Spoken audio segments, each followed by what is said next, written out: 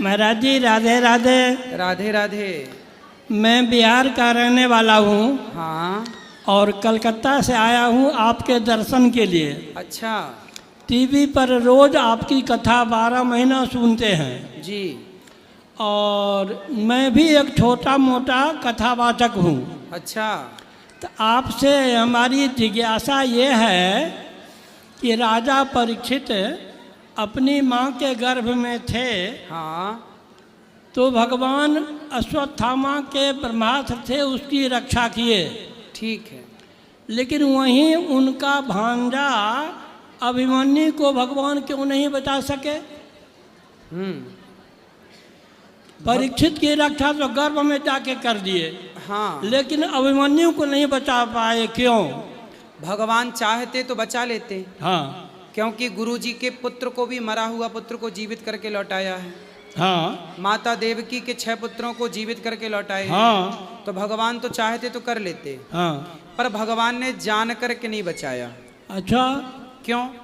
क्योंकि यदि महाभारत में अभिमन्यु की मृत्यु ना होती तो फिर कौरवों की, पितामह की इत्यादि जितने भी लोग हैं उनकी मृत्यु ना होती। क्योंकि कौरवों की तरफ से अधर्म स्टार्ट वहीं से हुआ। अधर्म से मारा ना अभिमन्यु को कौरवों ने। तो कौरवों ने जब अधर्म से मारा तो वहीं से उनके पाप का घड़ा भरा। और पाप का घड़ा जब तक नहीं भरता तो भगवान अंत कैसे करते? तो किसी ना किसी उन कौरवों के नाश के लिए अभिमन्यु को अपना बलिदान देना पड़ा। क्योंकि कई बार आपने देखा होगा, बड़ी मछली को फंसाने के लिए मछली का ही दाना डाला जाता है। हाँ। कांटे में मछली को ही ना डाला जाता है, तब बड़ी मछली उस छोटी मछली को खाने आती है और फंस जाती है।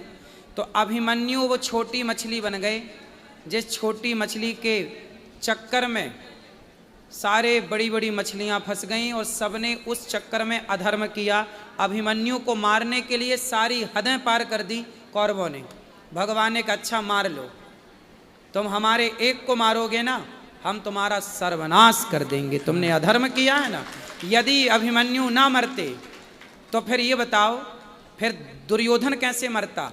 दुर्योधन की जांघों पे बाण प्रहार किया गदा का, तो दुर्योधन की जांघों पे गदा नियम, गदा युद्ध का नियम था कि आप जांघों पे नहीं मार सकते। नहीं। बलराम जी ने इसका विरोध किया था। तो भगवान ने बलराम जी को यही तो समझाया था कि इस दुर्योधन ने निहत्थे अभिमन्यु को मारा, तो जब इसने अधर्म किया तो इसके लिए भी अधर्म होगा। अधर्मी को अधर्म से मारना, हर बार अभिमन्यु का उदाहरण दिया गया। तो भगवान ने खुद चाहा कि अभिमन्यु की इतनी ही आयु थी, और सच बताएं अभिमन्यु इतने के लिए ही आए थे। अच्छा। इस लीला के लिए ही आए थे।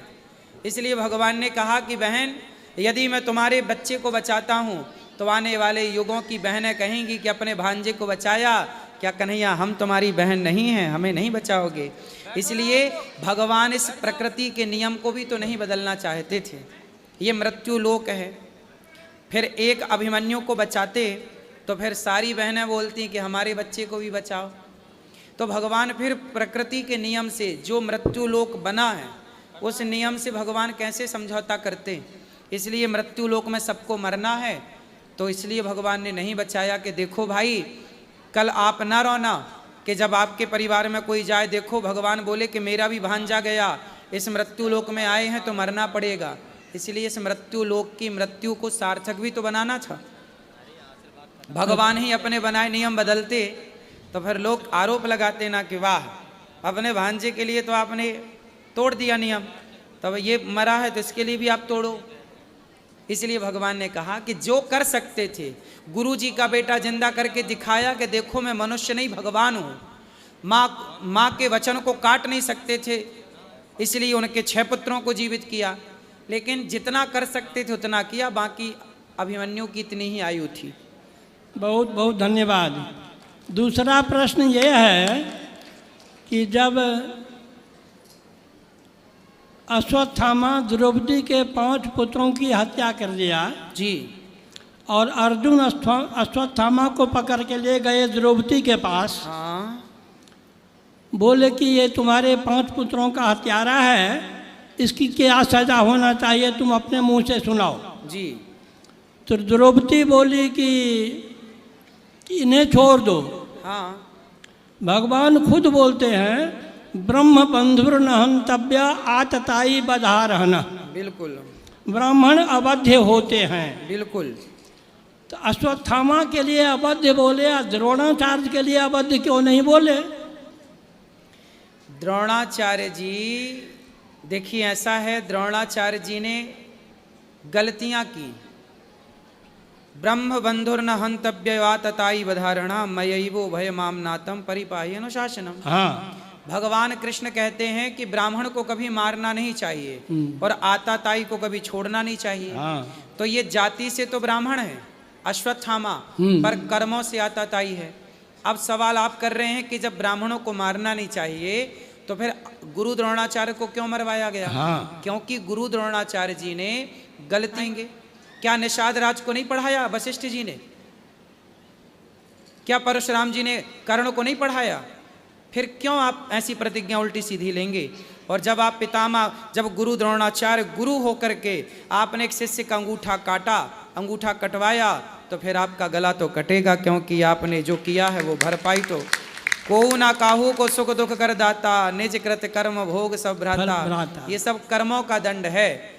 गुरु द्रोणाचार्य ने जो कर्म किए, भरी सभा में द्रौपदी की जब साड़ी उतर रही थी तो वहां गुरु द्रोणाचार्य भी तो बैठे थे, क्यों नहीं सिर काट दिया दुशासन का? क्यों नहीं तलवार उठाई? आप तो विद्वान भी थे, आप तो योग्य भी थे, आपके बाणों का तो कोई मुकाबला भी नहीं कर सकता था, तो क्यों नहीं, आप गुरु थे तो क्यों नहीं अपनी चेली का तुमने रक्षा किया? भाई तुम्हारे शिष्य की बहू तो थी, तो गुरु तो पिता होता है, तो वो द्रौपदी इस रिश्ते से बहू लगी ना, पुत्र की पत्नी, पुत्र वधू लगी ना, तो पुत्र वधू की लाज लुट रही है और वो बुला भी रही है कि गुरु द्रोणाचार्य बचाओ, आप क्यों नहीं बचा रहे हैं? क्या वो धर्म था? तो अधर्म किया था, तो अधर्मी को अधर्म से मारना ही धर्म है, यही कृष्ण की नीति है। वाह, धन्यवाद। समझ में आ अच्छा, गई? तीसरा एक ठो और है छोटा सा। हाँ हाँ अभी अभी आपने कहा हाँ कि गुरु कोई भगवान नहीं होते हैं, हाँ, मार्गदर्शक हैं। ठीक है। लेकिन श्लोक बनाने वाले श्लोक बनाए हैं कि गुरुर ब्रह्मा गुरुर विष्णु गुरुर्देवो महेश्वर, गुरु साक्षात पर ब्रह्म तस्मै श्री गुरुवे नमः। हाँ, साक्षात पर ब्रह्म क्यों बोला? इस श्लोक का अर्थ आप क्या करते हैं बताइए? हाँ? इस श्लोक का अर्थ आप कैसे करते हैं? हम ये करते हैं, अर्थ गुरु हमारे ब्रह्मा विष्णु शंकर के सदृश हैं और परब्रह्म के समान